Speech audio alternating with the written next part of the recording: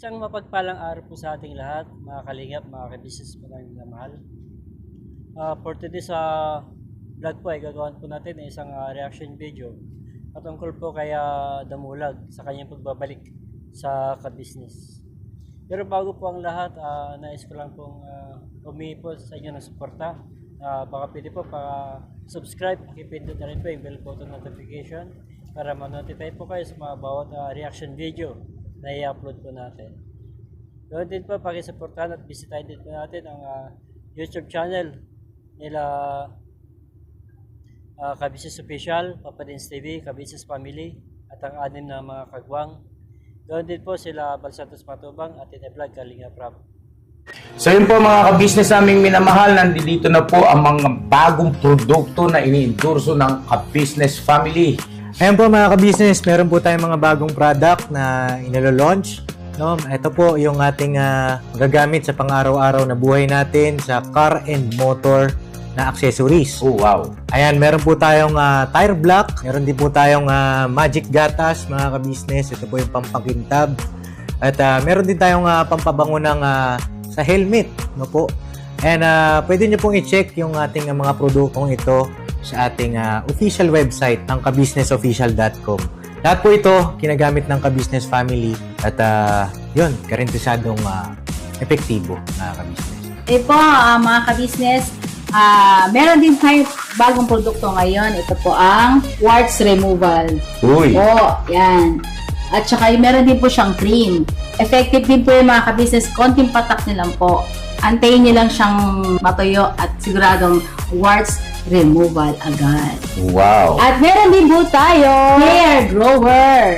Ito po yung pang-patubo ng buhok. Sa mga nagkakaroon po ng hair loss, try niyo po mga ka-business, subukan ang ating hair grower. At meron din po tayong panibagong coffee. Ito po ang ating insulin coffee. Para po ito sa mga diabetic na person. Yan.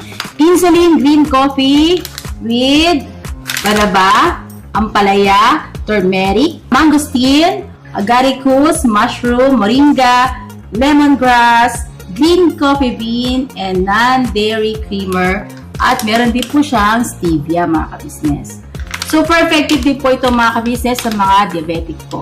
Pangbawas din po ito sa mga cholesterol. Kaya please po mga ka-business, try nyo po insulin green coffee. Alright, at syempre naman po mga ka-business naming minamahal, huwag natin kalimutan ang vitamin C ng Ka-Business Family. Shield C+, pagka meron ka nito siguradong protect todo. So right mga ka-business naming minamahal, ano pa inaantay nyo? Please, bumili na kayo ng mga produktong inendorso ng Ka-Business Family, hindi lamang para mapanatili ang good health ng buong pamilya, kundi syempre makakatulong pa tayo sa ating mga kababayan na higit na nangangailangan. Alright po, alright.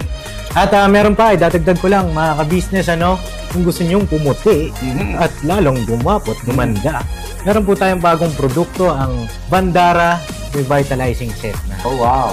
Ayan, avail nyo na po mga ka-business at siguradong epektibo rin. So yun na mga ka-business namin minamahal, please avail natin ang mga produktong inendorso ng Ka-Business Family. So yun na, tuloy na panonood. Mira, Banan!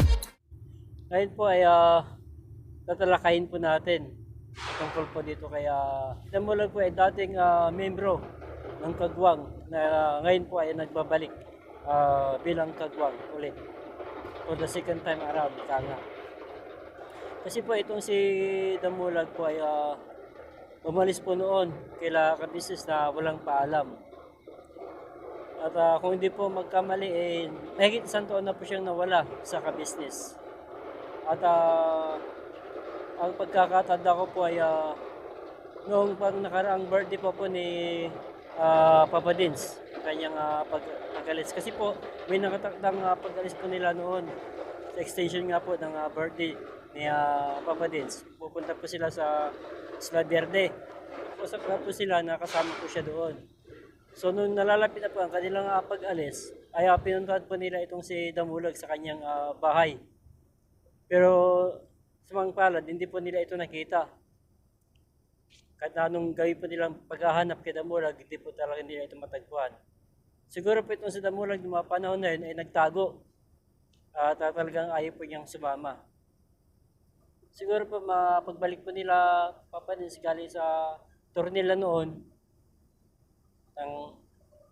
at siguro naisipan na rin po itong ni Damulag na bumalik sa ka-business. Pero nahiyan na rin po siguro. Kaya hindi na po siya bumalik po noon. Sa kadahilan ng mga ilang beses na rin po kasi yung ginawa yun. Naaalis siya na walang paalam. Ni text, hindi po siya nagme-message. Kahit text man lang, wala. So nahiya na rin po siguro siya noon. Kaya hindi na siya bumalik. At ito nga, nung kasagsagan po ng init, ng issue patungkol po kila Aningat, at nagpakita itong si Damulag kila ka-business. At ang sabi nga niya doon na lilinisin daw niya ang kanyang pangalan.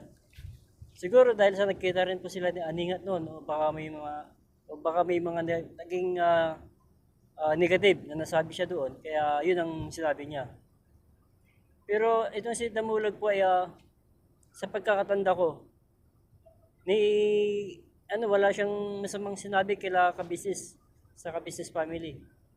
At ang naging issue lang po dito si Damulag kaya nga lagi niyang pagliban sa pagpasok na walang paalam, walang pasabi. At ito nga pong huli, pumunta itong si Damulag ngayon sa ka-business house at sabi nga doon na gusto niya nang bumalik sa ka-business. At siya nga po ang sabihan ni ka-business si Damulag ang nag-alis sa kanyang sarili at kasi siya rin ang pasok sa kanyang sarili ulit. Grabe po itong si Damulag, iba ka talaga. Pero mga kaligap, mga ka-business pa na minamahal, ganoon pa man, ay bukas palad pa rin siyang tinanggap nitong si ka-business. Dahil alam naman po natin ang puso po nitong si ka-business wala na po tayong pagtatalo sa kagandaang loob nitong si ka-business at saka sa kababaang loob dito. Wala pong pagtatalo po doon. At doon nga po mga kaligam, mga ka-business pa namin minamahal.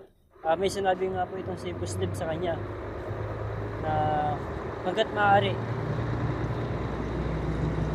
huwag na siyang magdagdag ng sakit ng ulo o consumption wala Mr. and Mrs. ka-business sa kadahilan ng alam naman po natin may mga issue pang hinaharap ang ka-business at ito nga po yung kanyang inuunti-unti niyang inaayos. At yun nga po sa pagitan po nila Elvin at ni Renji ay naayos na po ngayon. Okay na po. Saludo ako sa inyo. Basta supportahan na lang tayo. Boss Renji, pasensya ka na ha. Pero okay pa man. Ayos naman na di ba? So good luck. Good luck po sa Renji at Elvin. So balik po tayo kay Damulag. At yun nga, sinabi nga ni Buslib sa kanya na huwag nang dumagdag itong si Damulag ng sakit ng ulo kila Mr. and Mrs. ka-business. At ito ay nangako naman si Damulag na aayusin na daw niya or hindi na daw siya magpapasaway. Sana nga, Damulag. Kasi kawawa naman ang ka-business family. Alam mo naman yung mga nakaraang naging issue. So,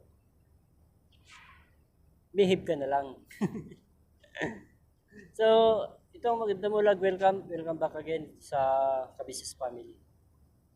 So, pagpatuloy mo lang sa Damulag yung pag-vlog mo. Darating din na araw mamonetize ka rin. At isa na ako dun sa nag-subscribe sa'yo. Susuportahan ka namin. Lahat kaming mga reaktor, suportado ng Kagwang. Suportado namin ang mga Kagwang at saka ng ka-business family. Full support po kami sa inyo. So bago ko po tapusin ang aking reaction video, ay nais ko lang po i-shoutout ang mga kapwa ko reaktor sa pangunguna po ni Anime Reactor TV, Taong Gala, Katangay PLC, Mamplers Channel, Analisa Reality Vlog, Alminda Mix Vlog, MK Inday Okray, at siyempre po ang inyong abang likod, Kalingap Tura. So hanggang dito na lang po ang aking reaction video. Ingat po tayo lagi and God bless. Bye-bye po.